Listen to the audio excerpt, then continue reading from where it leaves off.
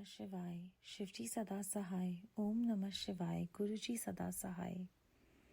शिव पुराण के श्रवण की विधि तथा श्रोताओं के पालन करने योग्य नियमों का वर्णन।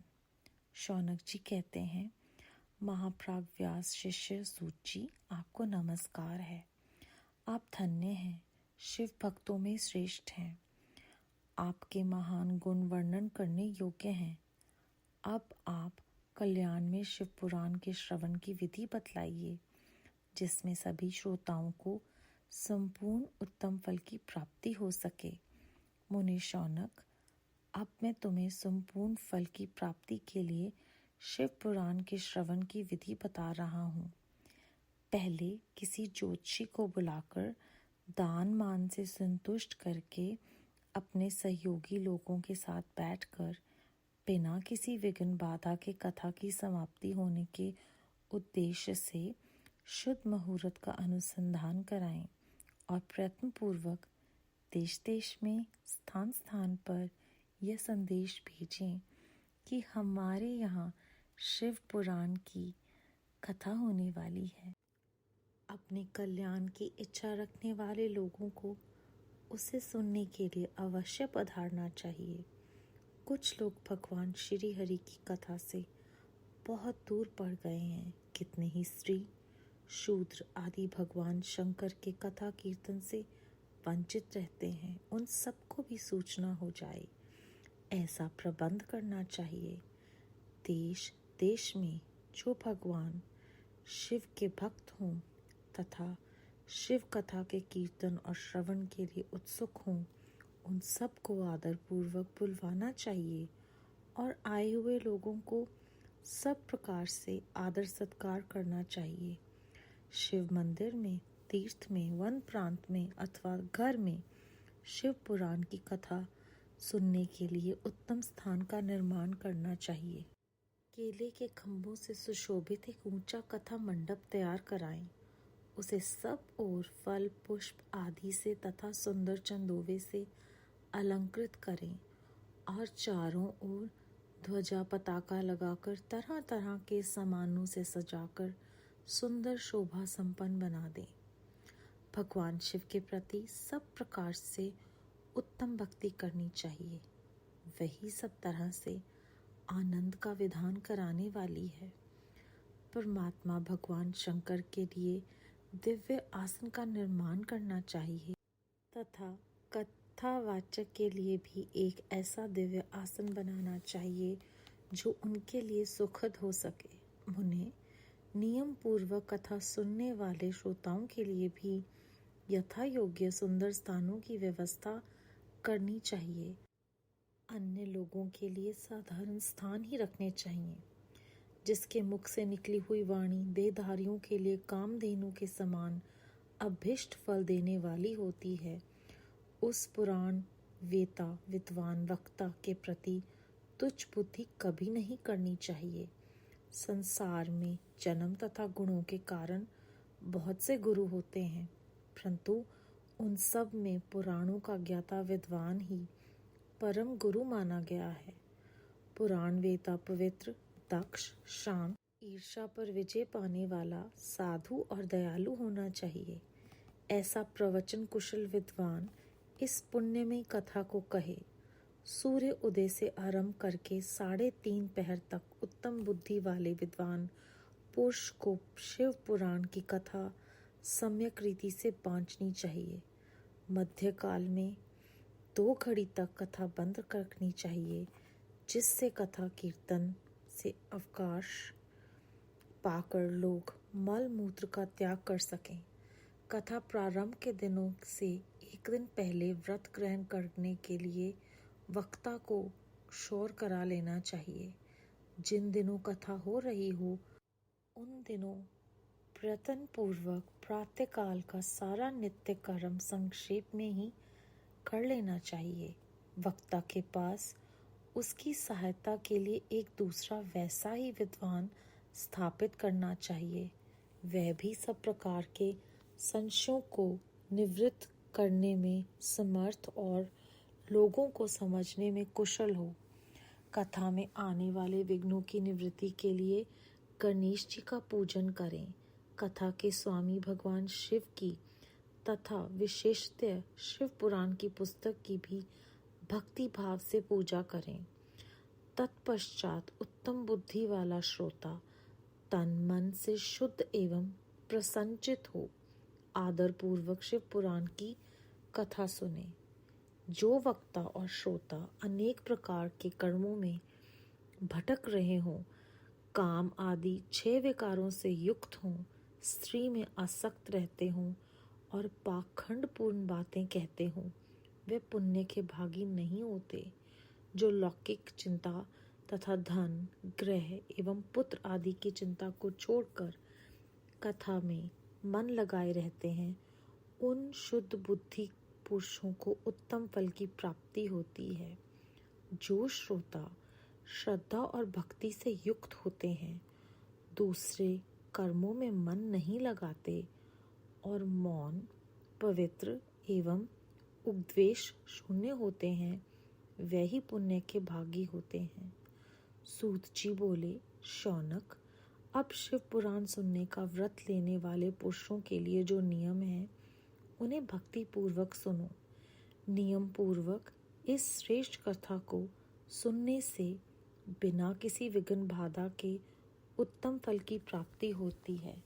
जो लोग दीक्षा से रहित हैं, उनका कथा श्रवण में अधिकार नहीं।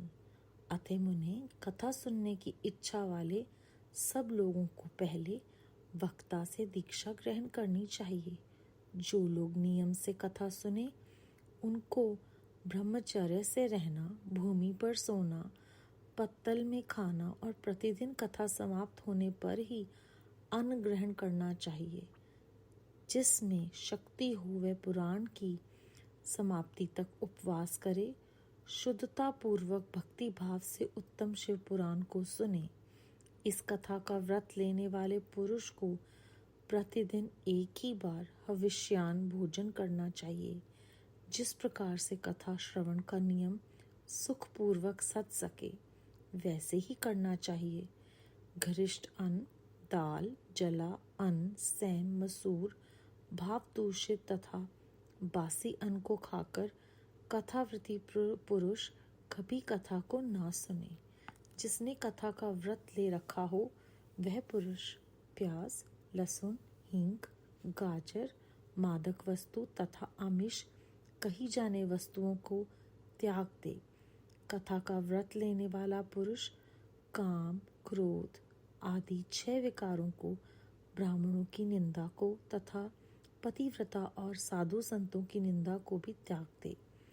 कथाव्रती पुरुष प्रतिदिन सत्य, शौच, दया, मौन, सरलता, विनय तथा हार्दिक उदारता, इन सद्गुणों को सदा अपनाए रहे। श्रोता निष्काम हो या सकाम, वह नियम पूर्वक कथा सुने। सकाम पुरुष अपनी अभिष्ट कामना को प्राप्त करता है और निष्काम पुरुष मोक्ष पा लेता है।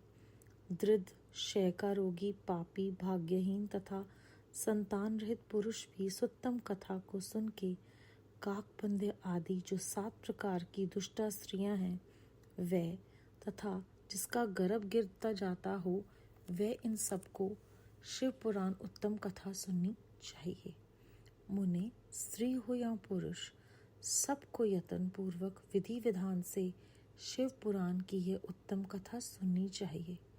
महर्षि, इस तरह शिव पुराण की कथा के पाठ एवं श्रवण संबंधी यज्ञोत्सव की समाप्ति होने पर श्रोताओं को भक्ति एवं प्रयत्न पूर्वक भगवान शिव की पूजा की भांति पुराण पुस्तक की भी पूजा करनी चाहिए। तदनंतर विधि पूर्वक वक्ता का भी पूजन करना आवश्यक है। पुस्तक को आच्छादित करने के लिए नवीन एवं सुंदर बस्ता बनवाएं और उसे बांधने के लिए दृढ़ एवं दिव्य डोरी लगावें।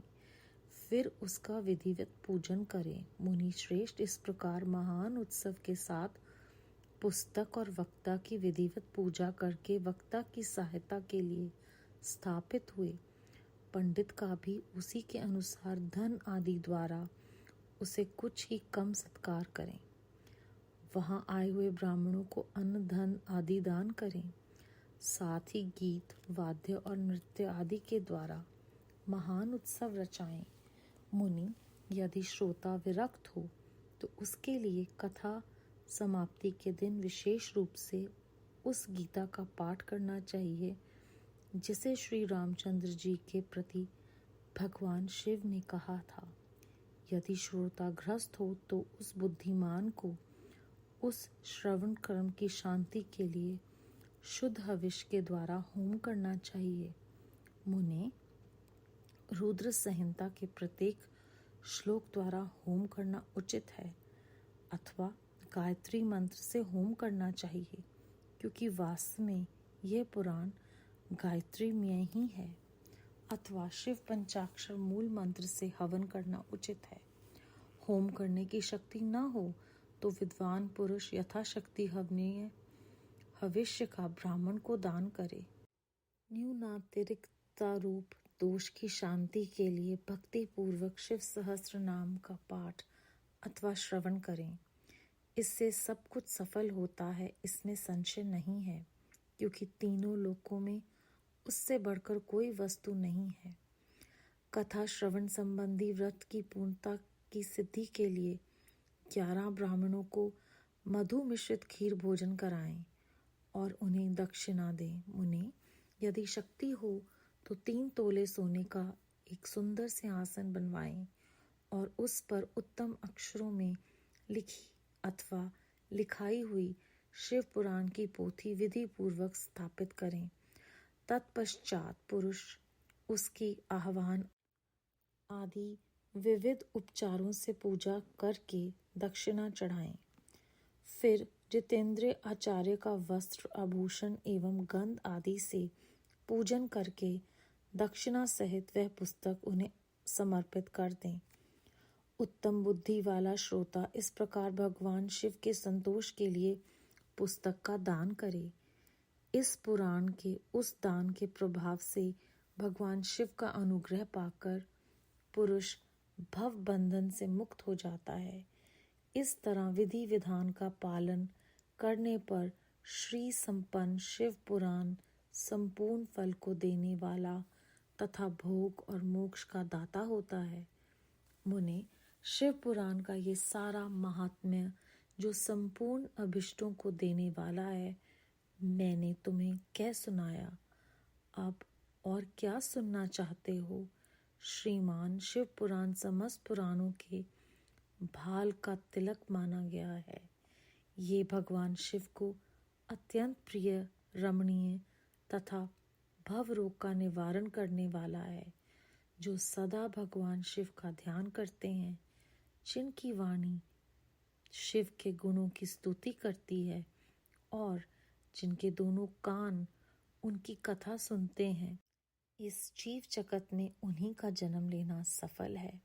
वे निश्चय ही संसार सागर से पार हो जाते हैं।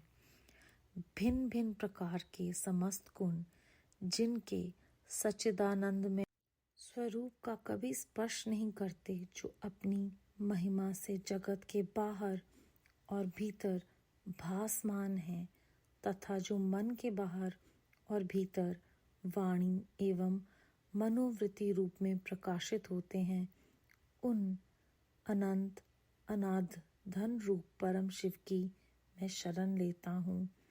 अध्याय 6 और 7 समाप्त। श्री शिव पुराण महात्म्य संपूर्ण। हमने ये सुना कि जो श्री शिव पुराण का महान ग्रंथ है, उसकी श्रवण की विधि और जो भी श्रोता हैं उनको किन किन नियमों का पालन करना है, वो विस्तार पूर्वक हमें बताया है। लेकिन इसके अलावा ये भी बताया गया है कि क्योंकि ये जो कथा है ये कल्याण में है, तो इससे सुनने और सुनाने का प्रयत्न इस प्रकार करना चाहिए कि समस्त प्राणियों का जो भी इसका श्रवण करें उनका उद्धार हो। कितने साफ शब्दों में लिखा है कि कुकर्म करने वालों को और पाखंड करने वालों को इस ग्रंथ के श्रवण का और पठन का कोई लाभ नहीं होगा, तथा जो भी जिस भी श्रद्धा से इस कथा को सुनता है सब कुछ भूलकर, उसे सारे पुण्य भी मिलते हैं और मन लगाकर, मौन होकर, पवित्र होकर, बिना किसी इच्छा के जो ये कथा को सुनता है उसका जीते जी उद्धार हो जाता है।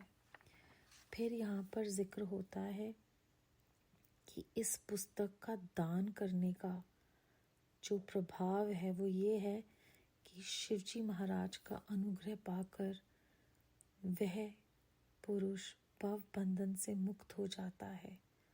हम सब ये जानते हैं कि बहुत सारे संगत जी हैं जो वो इस ग्रंथ का जो दान करते हैं और हमें प्रेरणा देने का वो स्रोत बनते हैं कि हम इस महान ग्रंथ को पढ़ें, जिसे पढ़ने की प्रेरणा हमें गुरु साहब ने दी थी।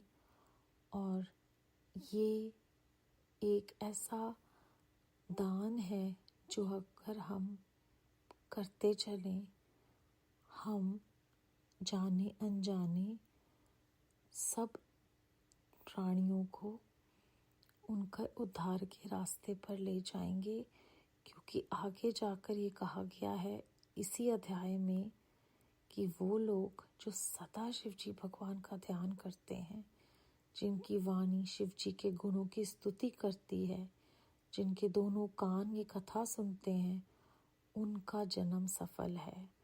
और हम बार बार ये शिव पुराण में सुनेंगे कि एक तरफ तो शिव पुराण हमें प्रेरणा देती है कि हमें इसका पठन श्रवण करना है, दूसरी ओर ये बिना शिवजी महाराज की कृपा के मुमकिन नहीं। और वो जो पूरी सृष्टि के मालिक हैं, हम उनकी शरण लेते हैं और इस यात्रा को, जो आध्यात्मिक यात्रा है, श्री शिव पुराण को सुनने की, उसे आगे बढ़ाते हैं। संगत जी, आज हमने श्री शिव पुराण के महात्म्य का जो पूरा विस्तृत जानकारी हमें मिली वो हम आज समाप्त करते हैं। कल से हम श्री शिव पुराण की विद्वेश्वर संहिता का पठन आरंभ करेंगे। ओम नमः शिवाय। शिवजी सदा सहाय। ओम नमः शिवाय। गुरुजी सदा सहाय। बेअंत शुक्राना गुरुजी महाराज। बहुत सारी गलतियाँ हुई होंगी, आगे से बल बुद्धि बख्शें कि यह गलतियाँ ना हों। आपकी कृपा हम पर बरसती रहे और हम आपके दिए हुए इस मार्ग पे चलते रहें और अपना जीवन किस तरह से सुधार सकते हैं वो इस ग्रंथ के द्वारा जो भी हमें आप मार्गदर्शन करोगे, हम वह मान सकें, समझ सकें, ऐसी बल बुद्धि बख्शें।